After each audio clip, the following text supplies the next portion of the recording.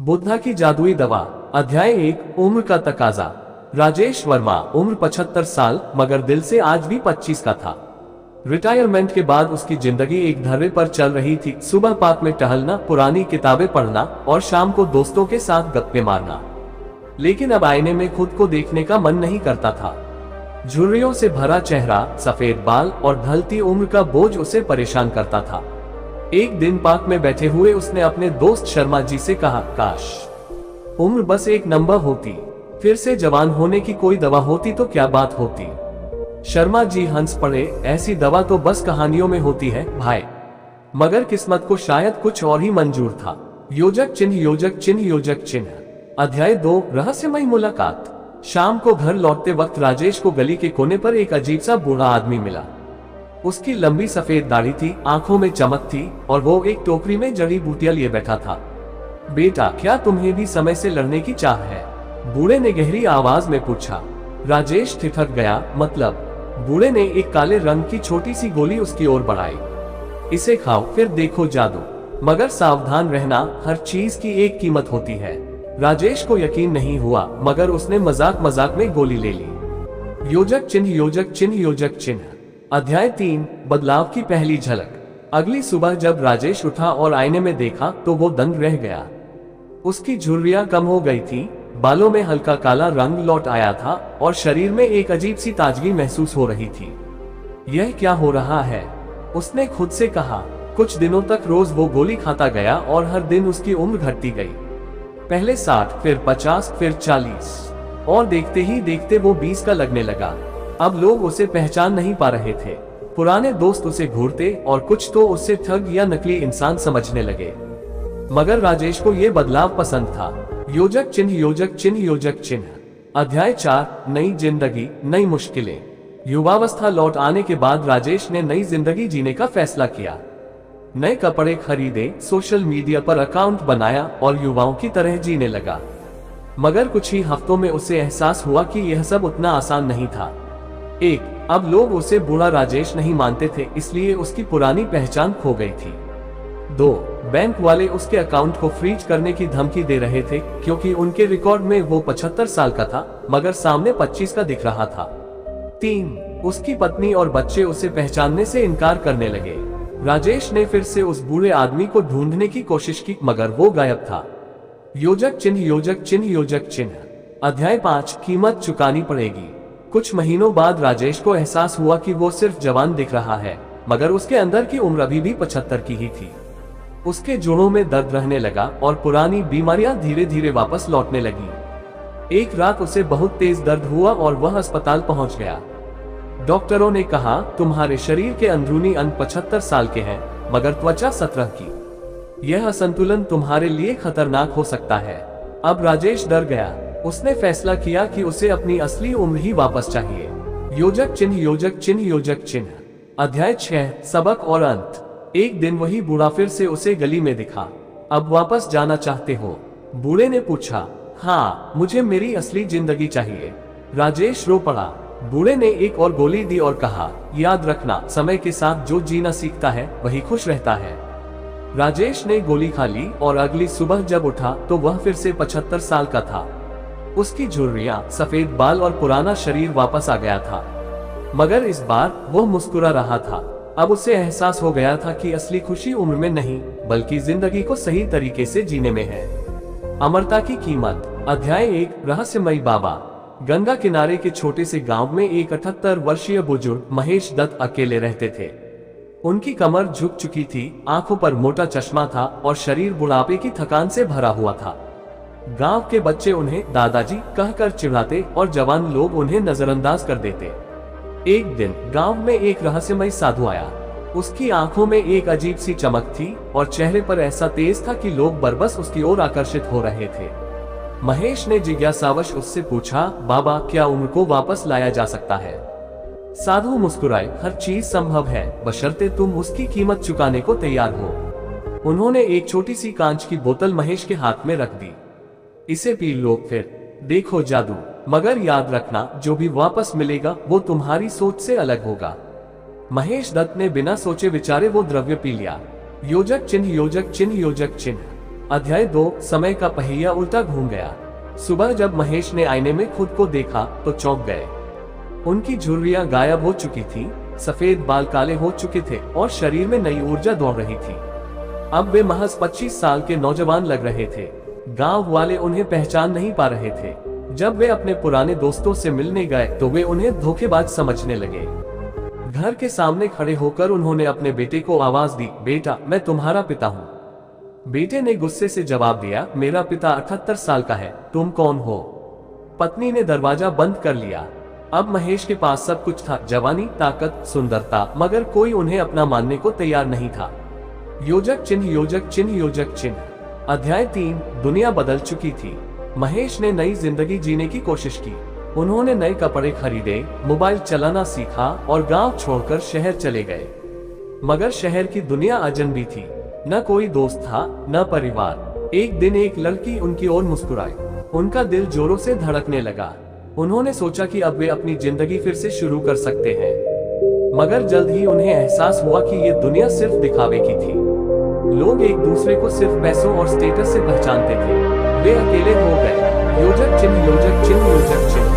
अध्याय 4 अमरता की सच्चाई। कुछ महीनों बाद महेश को अजीब सा महसूस होने लगा। उनका शरीर जवान था, मगर उनका दिमाग अभी भी 78 साल का था। उनकी यादें, उनकी सोच, उनकी आदतें सब बुजुर्गों जैसी थी। वे किसी भी युवा से मेल नहीं खा पाते थे। जब वे युवाओं के साथ बात करने की कोशिश करते तो वे उनका मजाक उड़ाते। फिर एक रात जब वे गंगा किनारे बैठे थे, वही साधु फिर से उनके सामने प्रकट हुए। अब कैसा लग रहा है बेटा? महेश ने दुखी होकर कहा, मैंने जवानी पाई मगर सब कुछ खो दिया। अब मैं अपनी असली जिंदगी वापस चाहता हूँ। साधु मुस्कुराए, तुम्हें समझने में देर लगी, मगर यह सबक जरूरी था। उन्होंने एक और दवा दी। महेश ने उसे पी लिया और धीरे धीरे वे फिर से 78 साल के हो गए। योजक चिन्ह, योजक चिन्ह, योजक चिन्ह। अध्याय 5 संतोष का वरदान। अब महेश हर सुबह मंदिर जाते, बच्चों को कहानियां सुनाते और गांव में अपना सम्मान वापस पा चुके थे। उन्हें अब एहसास हो गया था कि असली खुशी उम्र में नहीं, बल्कि उन पलों में होती है जो हमें अपनों के साथ बिताने को मिलते हैं। वो साधु फिर कभी नहीं दिखे, मगर महेश को अब उनकी जरूरत भी नहीं थी। युवावस्था का श्राप। अध्याय 1 बुढ़ापे का बोझ। रमेश वर्मा की उम्र 80 साल हो चुकी थी। जिंदगी की भागदौड़ में सब कुछ पीछे छूट चुका था। पत्नी स्वर्ग सिधार चुकी थी, बच्चे अपनी अपनी दुनिया में मस्त थे और दोस्त एक एक करके विदा हो चुके थे। अब उनके दिन बस सुबह की सैर, अखबार पढ़ने और खिड़की से बाहर ताकने में गुजरते थे। उन्हें लगता था कि अगर उम्र कम हो सकती तो जिंदगी दोबारा शुरू हो सकती थी। एक दिन पार्क में बैठे हुए उन्होंने मन ही मन कहा, काश फिर से 20 का हो जाता। योजक चिन्ह, योजक चिन्ह, योजक चिन्ह। अध्याय 2 अजनबी का प्रस्ताव। रात को जब रमेश अपने घर लौट रहे थे तो रास्ते में उन्हें एक रहस्यमयी आदमी मिला। उसकी आंखों में गहरी चमक थी और हाथ में एक छोटी शीशी। बूढ़े आदमी, अगर मैं कहूं कि मैं तुम्हें फिर से जवान बना सकता हूं, तो क्या तुम कीमत चुकाने के लिए तैयार हो? रमेश ठिठक गए, कैसी कीमत? हर चीज की एक कीमत होती है। अगर तुम ये पीते हो तो तुम्हारी उम्र कम हो जाएगी, मगर बदले में तुम्हारी एक याददाश्त मिट जाएगी। रमेश को लगा कि यह एक अच्छा सौदा है। आखिरकार कुछ पुरानी यादें भुला देना कौन सी बड़ी बात थी। उन्होंने बिना सोचे विचारे वो दवा पी ली। योजक चिन्ह, योजक चिन्ह, योजक चिन्ह। अध्याय 3 समय उल्टा चल पड़ा। अगली सुबह जब रमेश ने आईने में देखा तो वो चौंक गए। उनकी झुर्रियां गायब थीं, बाल घने और काले हो गए थे और शरीर में गजब की ताकत आ गई थी। वे अब 25 के नौजवान लग रहे थे। वे दौड़ते हुए बाहर निकले, खुले मैदान में भागे और खुशी से चिल्ला उठे। लोग उन्हें अजीब नजरों से देख रहे थे, मगर उन्हें इसकी परवाह नहीं थी। मगर जल्द ही उन्होंने गौर किया कि उन्हें अपनी पत्नी का नाम याद नहीं आ रहा था। योजक चिन्ह, योजक चिन्ह, योजक चिन्ह। अध्याय 4 कीमत चुकानी पड़ी। रमेश ने खुद को समझाया कि यह कोई बड़ी बात नहीं, मगर जैसे जैसे दिन बीतते गए वे अपनी पुरानी जिंदगी के और भी हिस्से भूलने लगे। उन्हें याद नहीं था कि उनका घर कहाँ है। बेटे बेटियों के चेहरे धुंधले हो गए, यहाँ तक कि वे अपने बचपन की गलियां भी भूल चुके थे। अब वे एक 25 साल के नौजवान थे, मगर एक अजनबी की तरह। उन्होंने अपने बच्चों से मिलने की कोशिश की, मगर वे उन्हें पहचान ही नहीं पाए।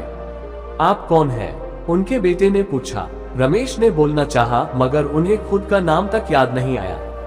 योजक चिन्ह, योजक चिन्ह, योजक चिन्ह। अध्याय 5 असली सबक। अब रमेश के पास कुछ भी नहीं बचा था, न परिवार, न दोस्त, न पहचान। वे एक शरीर तो थे मगर आत्मा के बिना। एक दिन जब वे एक पुरानी किताब की दुकान पर बैठे थे तो वही रहस्यमयी आदमी फिर से उनके पास आया। अब कैसा लग रहा है? रमेश ने आंखों में आंसू भरकर कहा, मैंने जवानी पाई मगर अपनी पूरी जिंदगी खो दी। आदमी मुस्कुराया, अब तुम समझे कि असली खुशी जवानी में नहीं बल्कि यादों में होती है। रमेश ने सिर झुका लिया। क्या तुम अपनी असली उम्र और यादें वापस चाहते हो? हाँ, आदमी ने एक और शीशी दी। रमेश ने उसे पीते ही खुद को फिर से 80 साल के बूढ़े के रूप में पाया, मगर इस बार उनके चेहरे पर मुस्कान थी। उन्हें अब एहसास हो गया था कि बुढ़ापा कोई सजा नहीं बल्कि जिंदगी के सबसे कीमती अनुभवों का खजाना है। युवावस्था का छलावा। अध्याय 1, खोई हुई जवानी। 79 साल के मोहनलाल अपने पुराने दिनों को याद करके अक्सर आहें भरते थे। कभी वे गांव के सबसे तेज धावक हुआ करते थे मगर अब चलने के लिए छड़ी का सहारा लेना पड़ता था। जब भी वे अपने पोते को क्रिकेट खेलते देखते मन ही मन सोचते, काश मैं फिर से जवान होता। बुढ़ापे की बेबसी और अकेलेपन ने उन्हें अंदर से तोड़ दिया था। दोस्त एक एक करके चले गए थे, बच्चे अपने परिवार में व्यस्त थे और जिंदगी एक नीरसले में चल रही थी। फिर एक दिन कुछ ऐसा हुआ जिसने उनकी पूरी जिंदगी बदल दी। योजक चिन्ह, योजक चिन्ह, योजक चिन्ह। अध्याय 2, रहस्यमयी दुकान। गली के एक कोने में जहां पहले एक पुरानी मिठाई की दुकान हुआ करती थी, अब एक अजीब सी दुकान खुली थी, युवावस्था एलिक्सिर। मोहनलाल को जिज्ञासा हुई और वे अंदर चले गए। दुकान के भीतर धुंध सी भरी हुई थी और काउंटर के पीछे एक लंबी दाढ़ी वाला आदमी बैठा था। क्या मैं आपकी मदद कर सकता हूँ? आदमी ने रहस्यमयी मुस्कान के साथ पूछा। अगर तुम मुझे फिर से जवान बना सकते हो तो हाँ, मोहनलाल ने मजाक में कहा। आदमी ने एक नीली शीशी उनकी ओर बढ़ाई, इसे पी लीजिए मगर याद रखिए, हर वरदान की एक कीमत होती है। मोहनलाल को ज्यादा परवाह नहीं थी।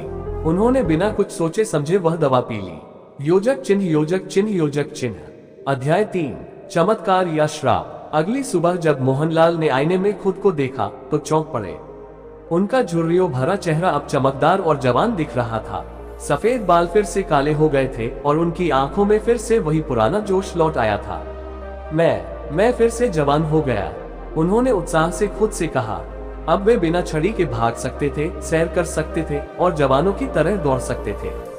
गांव के लोग उन्हें देखकर दंग रह गए, मगर खुशी ज्यादा देर तक नहीं टिकी। योजक चिन्ह, योजक चिन्ह, योजक चिन्ह। अध्याय 4, पहचान का संकट। जब मोहनलाल अपने घर पहुंचे तो उनकी पत्नी ने उन्हें देखकर दरवाजा बंद कर दिया। तुम कौन हो? उसने घबराकर पूछा। अरे मैं मोहनलाल हूँ। झूठ मत बोलो, मेरा पति 79 साल का है, तुम तो 25 के लग रहे हो। मोहनलाल ने समझाने की कोशिश की मगर कोई उनकी बात मानने को तैयार नहीं था। गांव में अफवाह फैल गई कि यह कोई ठग या धोखेबाज है। बैंक में गए तो अकाउंट फ्रीज कर दिया गया क्योंकि उनका पहचान पत्र और चेहरे की उम्र मेल नहीं खा रही थी। पुराने दोस्त उन्हें पहचानने से इनकार कर रहे थे। अब वे जवान थे मगर पूरी दुनिया के लिए वे एक अजनबी बन चुके थे। योजक चिन्ह, योजक चिन्ह, योजक चिन्ह। अध्याय 5, सच्चाई का एहसास। कुछ दिनों बाद उन्हें महसूस होने लगा कि वे भले ही जवान दिख रहे थे मगर उनका मन और आदतें अब भी बुजुर्गों जैसी थीं। वे युवा लड़कों के साथ घुल मिल नहीं पा रहे थे। नई तकनीक और मोबाइल फोन उन्हें समझ नहीं आ रहे थे। तेज संगीत और शोरगुल उन्हें परेशान करने लगा। वे जवानों के बीच अकेले पड़ गए। न पुराने लोग उन्हें अपना मान रहे थे, न नए लोग। एक रात वे उसी दुकान पर लौटे और उस आदमी से बोले, मुझे मेरी असली उम्र वापस चाहिए। आदमी मुस्कुराया, अब समझ आया। असली खुशी उम्र में नहीं बल्कि अपने अनुभवों और अपनों के साथ बिताए पलों में होती है। मोहनलाल ने सिर झुका लिया। उस आदमी ने उन्हें एक और दवा दी। अगली सुबह जब वे उठे तो वे फिर से 79 साल के थे, मगर इस बार उनके चेहरे पर संतोष था। अब उन्हें एहसास हो गया था कि बुढ़ापा कोई अभिशाप नहीं बल्कि एक वरदान है, एक ऐसा समय जब इंसान को अपने अनुभवों का पूरा आनंद लेना चाहिए। अमरता का अभिशाप। अध्याय 1, बुढ़ापे से बचने की चाह। दिलीप सिंह 82 साल के हो चुके थे। कभी उनकी गिनती शहर के सबसे ताकतवर और रौबदार इंसानों में होती थी, लेकिन अब उनकी कमर झुक चुकी थी, आवाज कमजोर हो गई थी और पैर कांपने लगे थे। घर में सब उन्हें प्यार से दादाजी बुलाते, लेकिन दिलीप को यह संबोधन चुभता था। एक दिन जब वे पुराने एल्बम देख रहे थे तो उनकी आंखें भर आईं। उन तस्वीरों में वे जवान, मजबूत और आत्मविश्वास से भरे हुए दिख रहे थे। काश मैं फिर से जवान हो सकता, उन्होंने बुदबुदाया। उसी रात एक अजनबी उनके सपने में आया। उसने कहा, अगर तुम वाकई अपनी जवानी वापस चाहते हो तो कल आधी रात को पुराने मंदिर के पास आओ। दिलीप को लगा कि यह बस एक सपना था, मगर उनके दिल में आशा की एक चिंगारी जल उठी थी। योजक चिन्ह, योजक चिन्ह, योजक चिन्ह। अध्याय 2, रहस्यमय सौदा। अगली रात दिलीप मंदिर पहुंचे। वहां एक बूढ़ा साधु बैठा था जिसकी आंखों में रहस्य की चमक थी। तुम फिर से जवान होना चाहते हो? साधु ने पूछा। हाँ, दिलीप ने तुरंत जवाब दिया। साधु ने एक काली शीशी निकाली, इसे पी लो, लेकिन याद रखना हर वरदान की एक कीमत होती है। दिलीप ने बिना कुछ सोचे समझे वो दवा पी ली। योजक चिन्ह, योजक चिन्ह, योजक चिन्ह। अध्याय 3, चमत्कार या धोखा। सुबह जब दिलीप जागे तो उन्हें खुद पर यकीन नहीं हुआ। उनके हाथ की झुर्रियां गायब हो चुकी थी, शरीर मजबूत हो गया था और जब उन्होंने आईने में देखा तो वे फिर से 25 साल के दिख रहे थे। मैं फिर से जवान हो गया, उन्होंने खुशी से चिल्लाया। उन्होंने नए कपड़े पहने और अपनी जवानी का आनंद लेने निकल पड़े। वे तेज दौड़ सकते थे, बिना चश्मे के देख सकते थे और बिना सहारे के चल सकते थे। मगर उनकी खुशी ज्यादा देर तक नहीं टिकी। योजक चिन्ह, योजक चिन्ह, योजक चिन्ह। अध्याय 4, पहचान का संकट। जब दिलीप अपने घर पहुंचे तो उनके पोते ने दरवाजा खोला और पूछा, आप कौन है?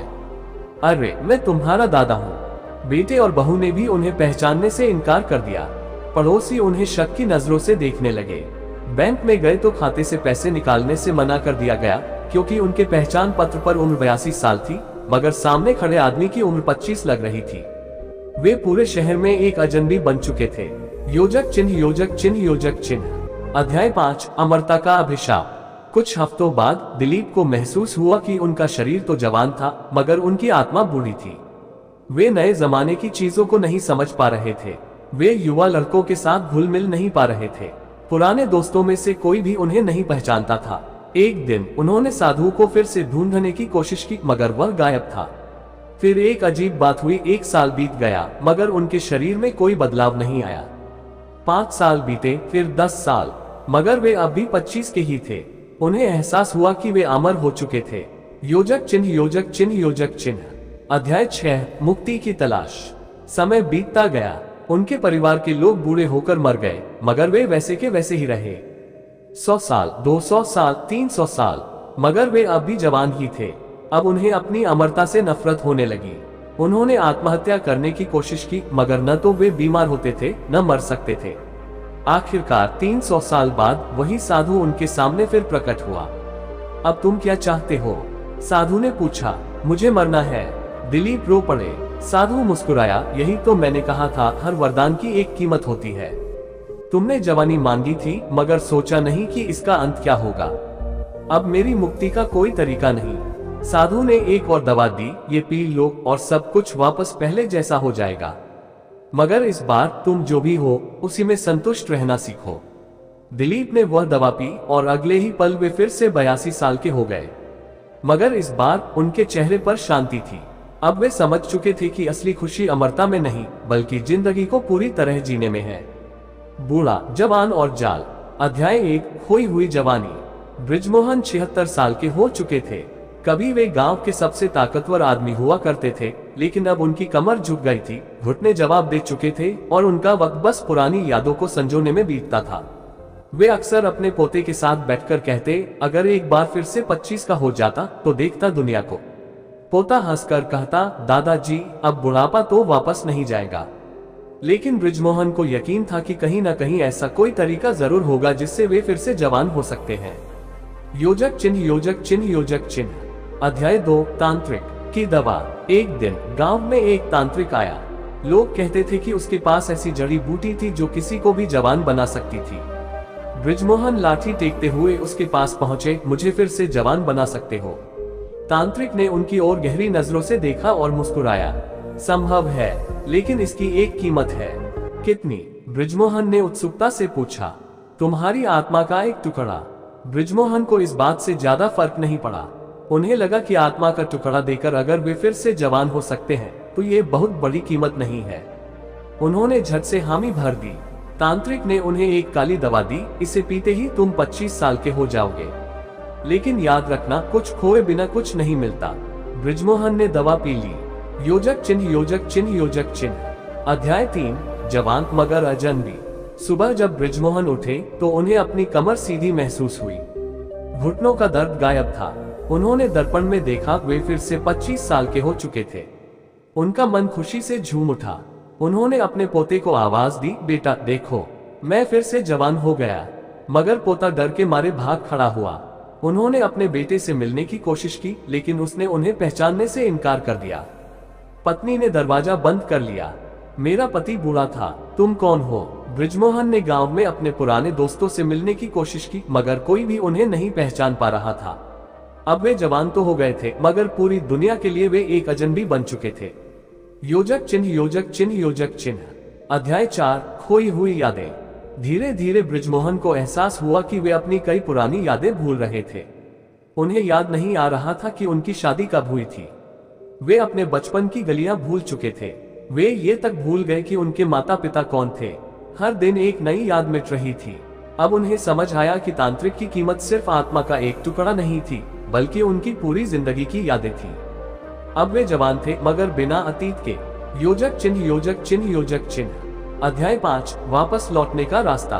बृजमोहन ने तांत्रिक को फिर से ढूंढने की कोशिश की, मगर वह गांव से जा चुका था। अब वे अकेले थे, न परिवार, न दोस्त, न पुरानी यादें। एक दिन जब वे नदी किनारे बैठे थे, एक बूढ़ा आदमी उनके पास आया।